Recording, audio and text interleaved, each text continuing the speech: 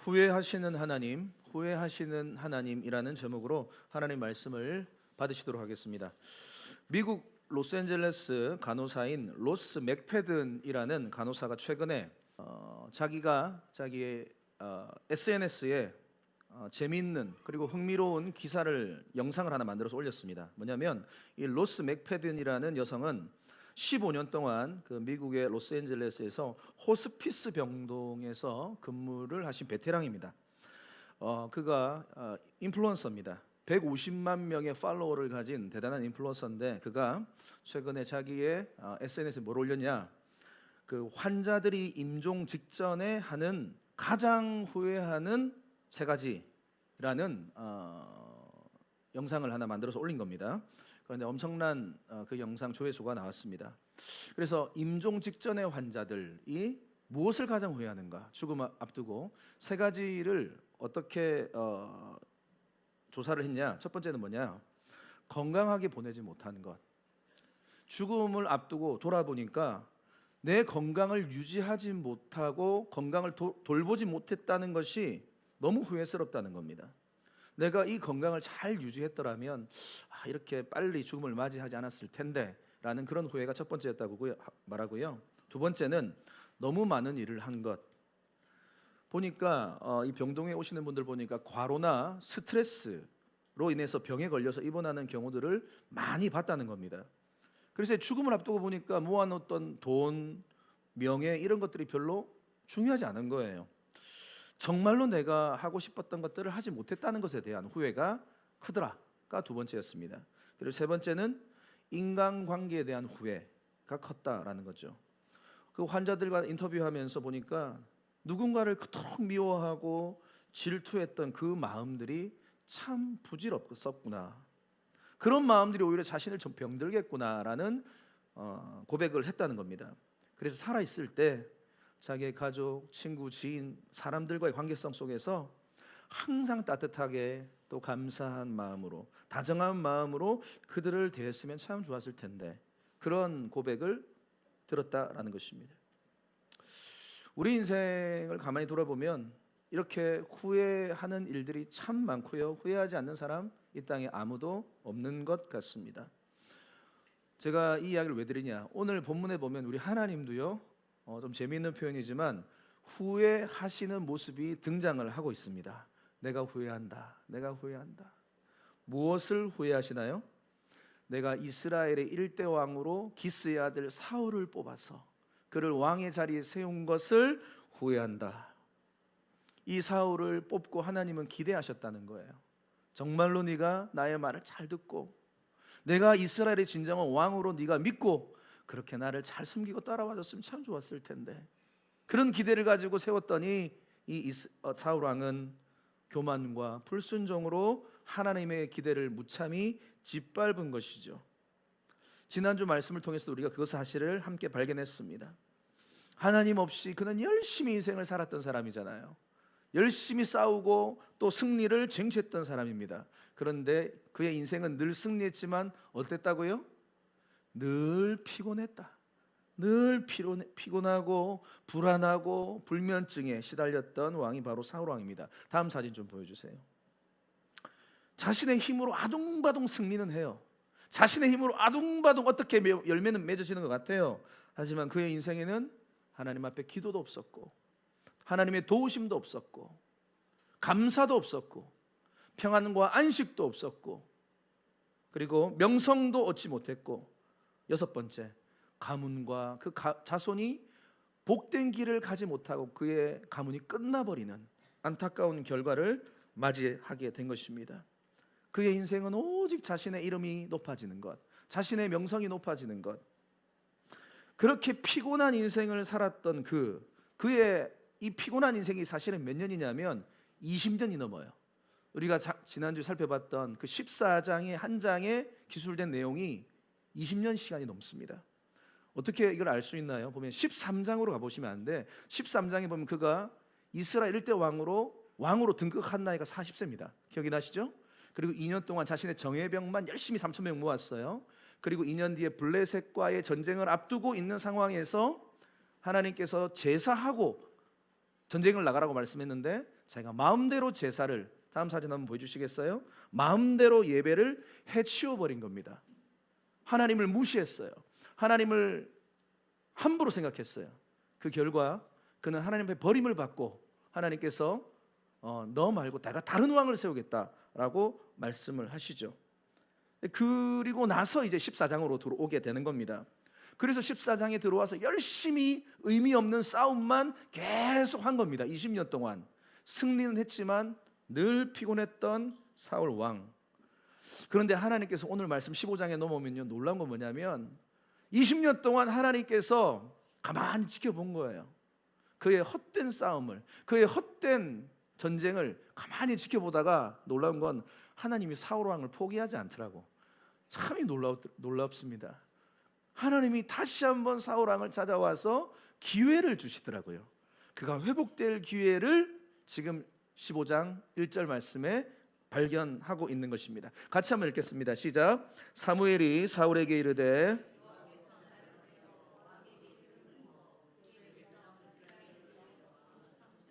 이제 왕은 여호와의 말씀을 들으소서.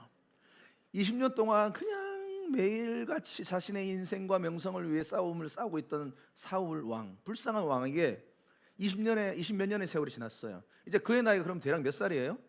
60대가 된 겁니다. 60대가 되어버린, 늘 불면증에 시달리고 있는 사울 왕을 찾아와서 사무엘 선지자가 놀라운 하나님의 말씀을 전합니다. 여호와께서 나를 보내어 왕에게 기름을 부어 그의 백성 이스라엘 위에 당신을 왕으로 삼으신 것 기억하십니까? 이게 뭐예요? 자신의 정체성을 돌아보는 말씀을 지금 하고 계시다 이 말이에요. 사울 왕이요, 당신이 왕으로 지금 이렇게 오랜 세월 지냈지만 당신은 어떻게 왕이 되셨습니까? 사울 왕이요, 당신이 지금 이 왕의 자리에 앉아 있는데 이 자리에 앉게 하신 분은 누구십니까? 자신의 정체성을 흔드는 질문, 하나님을 만났던 그 첫사랑의 현장을 묻는 질문이 사무엘 선지자를 통하여 사울에게 전달되어지고 있는 거죠. 그동안 까맣게 잊고 살았습니다. 사울 왕은 열심히 세상 왕들과 똑같이 전쟁하며 살았습니다. 근데 스탑하고 당신은 도대체 어떤 사람입니까? 라고 질문을 던지고 있는 것입니다. 사진 한번 보여주세요. 사울 왕, 당신은 어떤 사람이었습니까? 20년 전 진꾸러미 속에 숨어있던 너무나 초라하고 너무나 미천한 가문의 일개 한 사람 아니었습니까? 그런 당신을 하나님의 전적인 은혜로 선택받으시고 왕에게 기름을 부어서 이스라엘 왕으로 삼지 않았습니까? 당신이 여기까지 어떻게 왔습니까? 당신이 여기까지 온 것은 당신의 힘과 능력 때문이 아니라 바로 하나님의 능력과 하나님의 열심 때문에 여기까지 오게 된 것입니다. 모든 것이 주님의 은혜입니다. 사울 왕이요, 다시 한번 이것을 기억하셔야 됩니다. 당신이 하나님을 만난 그날, 당신이 하나님 앞에 부름받은 그날 만났던 그 첫사랑의 현장을 기억을 하시기 바랍니다. 사랑하는 성도 여러분, 오늘 우리가 이 자리에 있는 것도 마찬가지 아닙니까? 나의 능력, 나의 열심으로 오늘 우리가 온 것 같이 생각되어지지만 아니에요. 하나님의 능력, 하나님의 열심, 하나님의 은혜로 오늘 저와 여러분들이 이 자리에 있는 줄을 믿습니다. 우리의 직장도, 우리의 사업터도, 이 목회의 현장도, 내가 거하는 모든 것도 다 주님께서 여기까지 인도하신 것입니다. 오늘도 우리가 그런 찬양을 했잖아요. 이 말씀을 이미 제가 설명을 안 드렸는데도 찬양 인도자님 참 영적이셔서 오늘 이 찬양에 너무너무 감사합니다. 깜짝 놀랐습니다. 너무너무 놀랐고 너무너무 감사합니다. 고린도전서 15장 10절, 그러나 사도 바울의 고백을 들어주십시오. 그가 이 유럽을 변화시킨 하나님의 사역을 가장 많이 한 사람이라고 평가받는 사도 바울은 뭐라고 말합니까? 그러나 내가 나 된 것은 하나님의 은혜로 된 것입니다. 내게 주신 그의 은혜가 헛되지 아니하여, 그 십자가의 은혜가 헛되지 아니하여 내가 모든 사도보다 더 많이 수고하였지만 내가 한 것 아니요 오직 나와 함께 하신 하나님의 은혜입니다. 사도 바울에게 이 고백이 터져 나오기를 사무엘 선지자는 원하며 그에게 놀라운 고백을 한 것입니다. 그리고 나서 이제 사울 왕에게 가장 필요한 말씀을 합니다. 이제 왕은 여호와의 말씀을 들으소서. 사무엘상 15장 1절 후반부에 보면 이제 왕은 여호와의 말씀을 들으소서 이렇게 말합니다. 사랑하는 성도 여러분, 우리가 첫사랑을 기억하고요, 주님을 만났던 그 사명의 자리를 기억하고 그 다음에 우리 스텝이 뭐냐면 다시 하나님의 말씀으로 돌아가야 될 줄을 믿습니다. 당신이 살 수 있는 유일한 길은 사람의 소리를 듣는 것이 아니라 하나님의 말씀을 듣는 것밖에 없습니다. 하나님의 말씀만이 당신의 인생의 소망이요 희망입니다. 말씀이 우리의 생명인 줄을 믿으시기를 바랍니다. 말씀이 우리 인생의 나침반입니다. 말씀을 듣고 읽고 행하는 것이 축복된 길로 가는 것입니다. 그래서 우리가 아침 예배 하는 것 중요하고요, 금요 기폭 또 주일 예배 또 큐티를 하고 말씀을 읽는 것 너무너무 중요한 줄을 믿습니다. 이사야 55장 2절에 3절, 너희가 어찌하여 양식을 아닌 것을 위하여 은을 달아주며 배부르게 하지 못할 것을 위하여 수고하느냐. 너무 이 땅의 것에 마음 뺏기지 마라 이 말이에요. 맨날 먹는 것 입는 것 돈도 하지 마라. 뭐라고 말합니까? 내게 듣고 들을지어다. 말씀을 들어야지만 우리의 방향성이 잡힌다 이 말이에요. 그리하면 너희가 좋은 것을 먹을 것이며 너희 자신들이 기름진 것으로 즐거움을 얻으리라. 말씀을 들으면 3절, 너희는 귀를 기울이고 내게로 나와 들으라. 그리하면 너희의 영혼이 살리라. 들으면 삽니다. 아멘, 아멘. 이런 놀라운 말씀을 지금 사울 왕에게 하고 있는 거예요. 근데 가슴 아픈 사실은 이 마지막 기회를 사울이 발로 차버립니다. 하나님의 말씀을 끝까지 듣지 않습니다. 변명으로 일관합니다. 내가 여기까지 이렇게 온 것 어쩔 수 없는 상황이었습니다. 사람들의 이야기, 사람들의 대중의 이야기 어쩔 수 없었습니다. 사무엘 선지자예요. 그랬더니 사무엘 선지자가 따끔하게 한마디 합니다. 계속 변명을 하거든요. 15장 16절에 보니까 사무엘이 사울에게 이르되 가만히 계시옵소서 이런 말을 합니다. 계속 변명을 하는 거예요. 계속 자기가 옳다고 말하는 거예요. 어쩔 수 없었다고. 아니요, 가만히 계시옵소서. 이 원어를 보면은 stop speaking and listen. 말 좀 그만하세요. 얼마나 말을 많이 하는지 그냥 계속 내가 이런 어쩔 수 없었다고. And listen. 좀 들으세요. 말 좀 그만하고 간밤에 여호와께서 내게 이르신 것을 왕에게 말하겠습니다 하고 하나님께서 말씀하셨어요. 사랑하는 성도 여러분, 우리가 때로는 신앙생활은 제일 중요한 게 뭐냐면 우리가 옳다고 생각하는 그 말을 닫고 때로는 하나님께서 옳다고 하시는 말씀을 묵묵히 들어야 될 줄을 믿습니다. 이게 지혜로운 성도의 삶이에요. 전도서 5장 2절 말씀인데요, 같이 한번 읽겠습니다. 시작. 너는 하나님 앞에서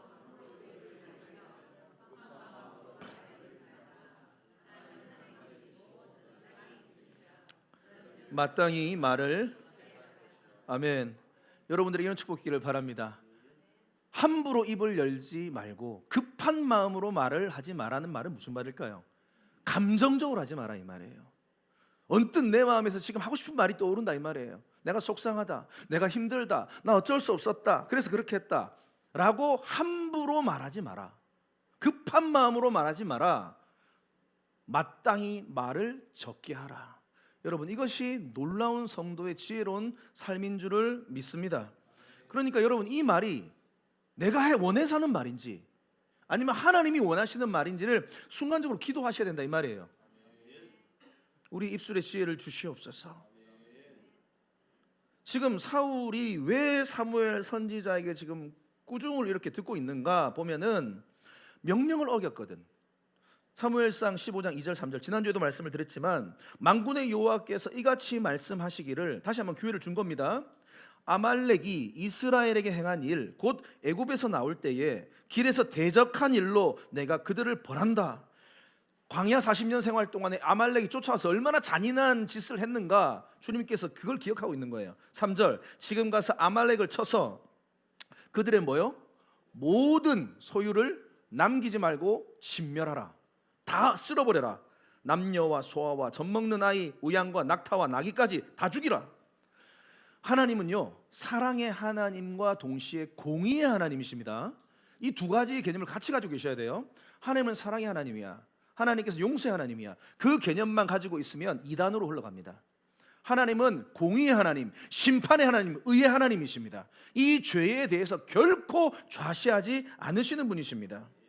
그래서 이 죄를 바라볼 때 우리 인간적인 관점으로 봤을 때 너무하시네, 아니에요. 하나님의 관점으로 바라봐야지 이해가 되는 거예요. 왜냐, 아말렉이 얼마나 큰 죄를 저질렀는가를 잘 몰라. 하나님은 아시지만 신명기 25장 17절 18절에 보면은 너는 중간 18절부터 보면 그들이 너를 길에서 만나 네가 피곤할 때에 네 뒤에 떨어진 어떤 자들을 쳤다고요? 약한 자들이 여기 누구냐면 보면 노약자들, 어린이들, 여성들을 말하는 겁니다. 그러니까 힘이 들어서 지쳐서 뒤따라오는 그 약한 자들을 뒤에서 쳐 죽였다 이 말이에요. 아이들을 죽이고 여자들을 죽이고 노인들을 죽이고 그들이 가진 것들을 약탈해 갔던 아말렉의 잔인함을 하나님은 보셨다 이 말이에요. 그래 다 진멸하라고 말한 겁니다. 그런데 또 하나님의 명령에 불순종하는 사울이죠. 자, 15장 9절에 보면 사울과 백성이 아각 왕입니다. 아말렉 왕과 그의 양과 소의 가장 좋은 것 또는 기름진 것과 어린 양과 모든 좋은 것을 뭐 했다고요? 남기고 진멸하라고 했잖아요. 근데 남겼어요. 진멸하기를 즐겨 아니하고 가치 없고 하찮은 것은 진멸 아니라 다 죽이지 않았어요. 다 죽이지 않아요. 일부를 취했다 이 말입니다. 그러니까 사울은 하나님께서 마지막 기회를 주셨는데도 불구하고 마지막까지 자신의 판단과 생각이 하나님 말씀보다 더 위에 있었다 이 말이에요. 자기가 생각할 때 더 합리적인 것 같아. 더 이성적인 것 같아. 그래서 사람들이 이야기를 들은 거예요. 사람들이 말한 거죠. 죽이면 얼마나 아까 이 짐승과 소가. 그러니까 제사할 거니까 우리 하나님 앞에 이거 킵합시다. 그래서 나름대로 괜찮네 해서 킵을 했다 이 말입니다. 그런데 그 제사라는 말 뒤에는 어떻게 보면 인간의 탐욕이 들어있는 거예요. 결국은 사울의 불순종이 부메랑이 되어서 돌아오는 거 아세요 여러분?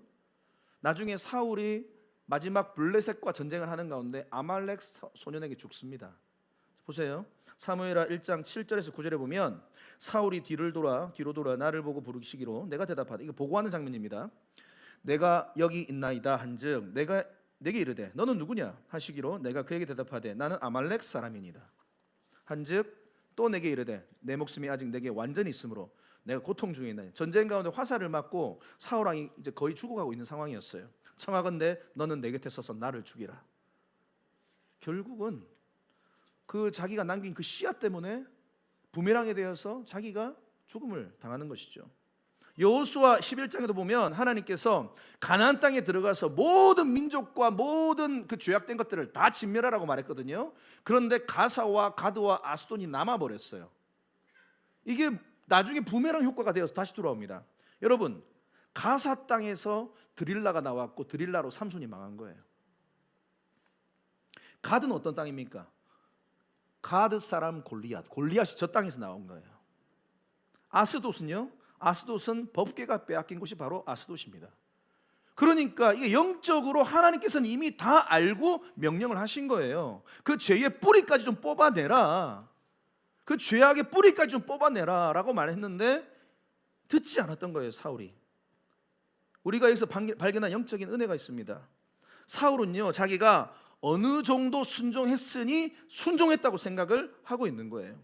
이 정도 진멸했으니까 하나님 이해해 주시겠지. 사랑하는 성도 여러분, 어느 정도 순종이 아니라 철저하게 순종해야지 진짜 순종인 줄을 믿으시기를 바랍니다.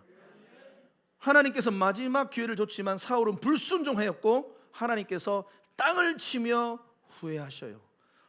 정말로 이건 기가 막힌 오늘 말씀이기도 한데요. 사무엘상 15장 10절 말씀부터 같이 한번 읽겠습니다. 시작. 여호와의 말씀이 사무엘에게 임하니라. 이르시되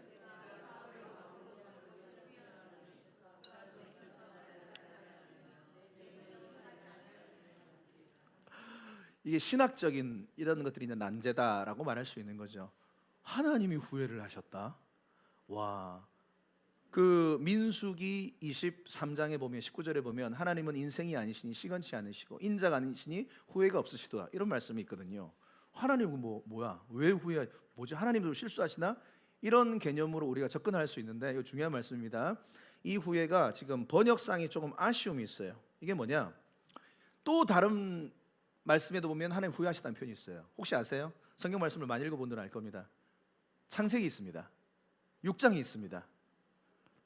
인간들이 너무 많은 죄를 저지르니까 창세기 6장에 보면 뭐라고 나와 있습니까? 내가 사람을 많이 지은 것을 후회한다, 이런 표현이 있습니다. 그러면 이 후회가 뭐냐? 히브리 말로 나함이라는 단어인데, 이 나함이라는 단어는 인간적인 선택에 대한 후회가 아니라 측은하게 여긴다, 안타깝게 여긴다, 이런 표현이에요. 그러니까 하나님께서 인간적인 후회를 하셨다는 말이 아니라 하나님께서는 지금 사울의 그 모습을 보고 안타까운 거예요. 불쌍한 거예요. 그런 개념으로 바라보셔야지 이걸 인간적 후회로 해석을 하시면 안 됩니다. 하나님께서 사울 왕을 세우실 때에 가졌던 기대가 너무 컸던 거예요.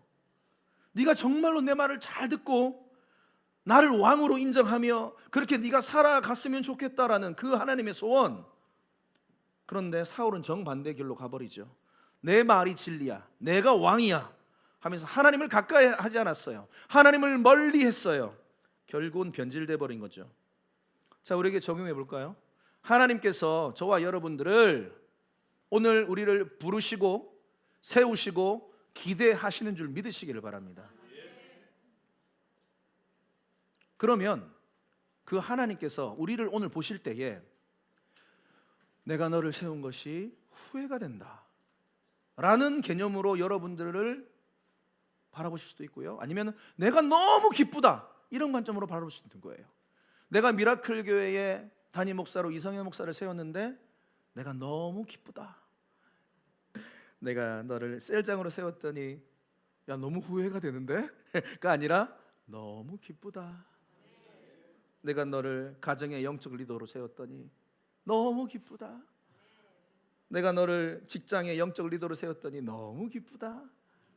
아니면 내가 너를 괜히 세웠어, 너무 후회가 된다. 여러분, 우리가 이 하나님의 탄식을 듣지 않아야 됩니다. 내가 너에게 그 직장 준 것, 사업장 준 것, 내가 너무 기쁘다. 근데 후회한다. 후회한다면 어떻게 말씀하실까요? 내가 너 직장, 내 그 사업장, 내가 너 주기 전에는 너 그렇게 열심히 기도하고 너 그렇게 열심히 나한테 달려나와서 예배하더니 내가 너에게 좋은 직장 주고 내가 너에게 좋은 사업장 줬더니 이제는 돈 좀 벌리고 형편이 괜찮으더니 이제는 주일마다 놀러 다니는구나. 내가 후회한다. 이런 소리 들으면 안 되지 않습니까? 내가 너 그렇게 기도해가지고 너 아픈 병을 치료해줬더니 예전에는 그렇게 울면서 나 앞에 와서 기도하더니 이제 생생한 몸 가지고 맨날 놀러 다니는, 골프 치러 다니는구나. 이게 되겠습니까? 안 되지 않습니까? 내가 너 경제적인 문제를 해결해줬더니 내가 좀 괜히 너 경제적인 문제를 해결해줄 것 같다. 그런 소리 우리 안 듣기를 바랍니다. 사울의 대답, 하나님 나 억울해요. 나름 순종했어요. 참 변명만 늘어놓습니다. 사무엘상 15장 13절에 보면 원하건대 당신은 여호와께 복을 받으소서 말했더니 내가 여호와의 명령을 행하기는 행하였습니다, 이 말이에요. 어느 정도는 순종했습니다. 내가 절반에 순종했습니다. 그런데 사무엘상 15장 8절과 9절에 보면 분명히 주님은 말씀하십니다. 사울이 모든 좋은 것을 남기고 진멸하기를 즐겨하지 아니하였다. 분명히 나오잖아요. 이게 사울의 잘못입니다. 다 순종하지 않았어요. 절반의 순종이에요. 여기서 우리가 좀 살펴보기를 원하는데, 하나님이 보시는 순종의 개념과 우리 인간이 보는 순종의 개념이 좀 달라요. 우리가 생각할 때 절반만 순종을 해도 우리는 순종했다고 스스로 생각해요. 합리화해요. 그렇지 않습니까? 그런데 하나님의 입장에서는 반쪽짜리 순종, 절반의 순종은 불순종이에요. 아, 너무하다 하나님. 어떻게 그럴 수 있어요? 아니요, 안 너무합니다. 세상도 똑같아요, 사실은. 자, 보세요. 세상이 정한 기준이 있어요. 세상이 정한 기준에 온전히 순종을 해야지 패스가 되는 거예요. 만약에 시험을 친다고 생각해 보세요. 우리가 시험을 칠 때 문제지를 받습니다. 그리고 OMR 카드도 받잖아요. 자, 먼저 우리 어떻게 합니까? 시험을 칠 때 먼저 시험지에다가 쓰죠. 답을 다 답니다. 그리고 나서 그 시험지만 정답을 다 썼는데 그걸 제출했어. 그럼 만점으로 쳐줍니까? 아니죠. 어떻게 해야 돼요? OMR 카드에 정확하게 기재를 한 다음에 OMR 카드를 제출해야지 인정이 되는 거예요. 아무리 내가 시험지에다가 100점짜리의 답안을 써도 OMR 카드를 내가 제출하지 않았으면은 그건 빵점 처리되는 거예요. 이게 세상이 정한 기준 아닙니까? 그러니까 하나님한테 말하는 게 이게 억측이다라고 말씀하시면 안 된다, 이 말이에요. 운전면허 딸 때도 내가 아무리 운전을 잘해도 국가가 정한 도로 주행 그 공간 안에서의 합격을 하셔야 되는 거예요. 똑같은 겁니다. 하나님이 정한 기준이 있어요. 내 기준이 아니에요. 내 기준이 아니에요. 안식일을 기억하여 거룩히 지키라. 내가 생각할 때는 뭐 이런저런 핑계대고, 아니에요. 온전한 주일 성수 주님이 요구하십니다. 정말로 특별한 상황 아니고서 빼고는 내 소득의 10분의 1을 나에게 바쳐라, 내 거다. 온전한 11조를 요구하십니다. 이런저런 핑계, 그냥 하나님께서 하라고 말씀하시면 우리는 해야 될 줄을 믿습니다. 맡은 자에게 구할 것은 충성이다.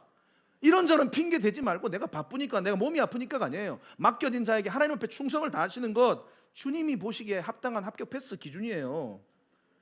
그런데 사무엘에게 책망을 받자 사울이 지금 자기가 불순종할 수밖에 없는 이 속사정을 털어놓습니다. 속마음을 얘기하는 거예요. 이제 사무엘상 15장 24절에 보면 사울이 사무엘에게 이르되 내가 범죄하였나이다. 내가 여호와의 명령과 당신의 말씀을 어긴 것은, 이제 자기 인정하네요.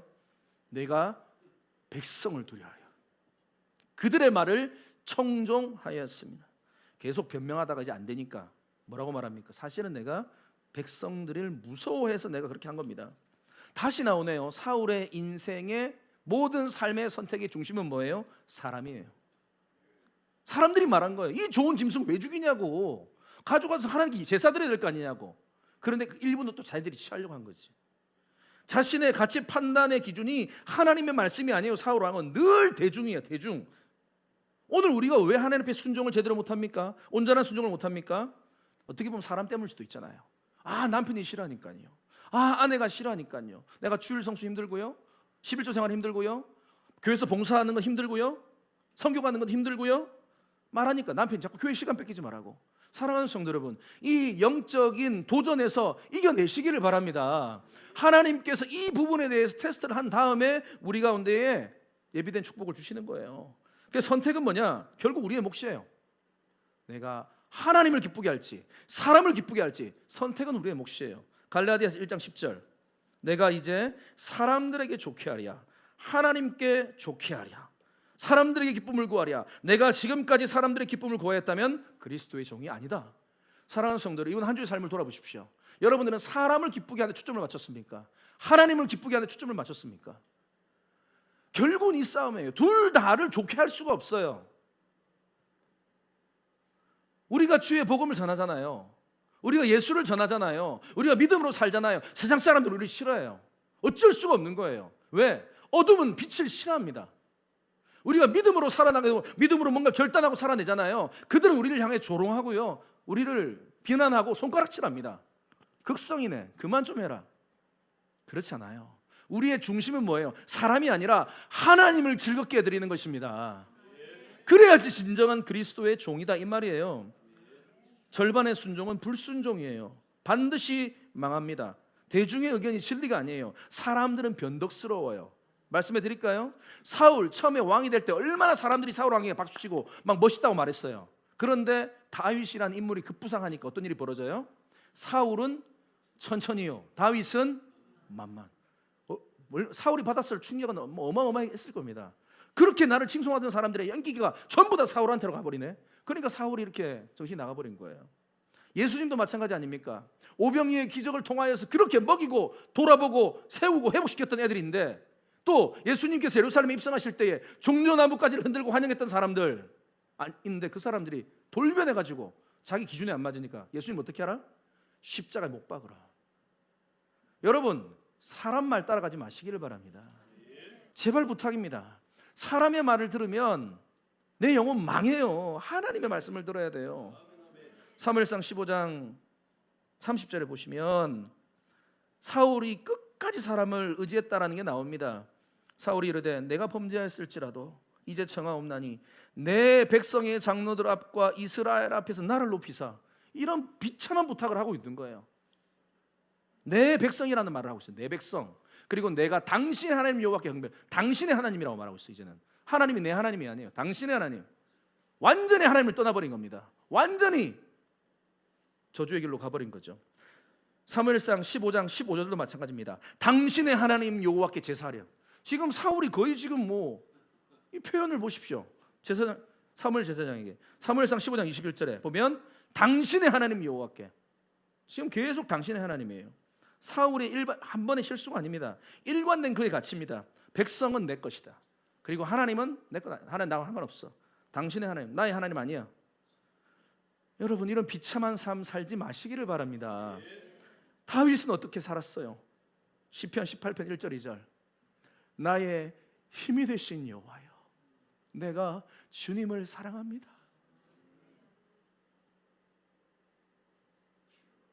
정말로 주님이 여러분들의 힘입니까? 아니면 돈이 여러분들의 힘입니까? 여러분들의 건강이 혹시 여러분들의 힘 아닙니까? 자녀가 힘이 아닙니까? 나의 힘이 되신 여호와. 다윗의 인생이 뭐 그렇다 꽃길만 걸었어요? 아닙니다.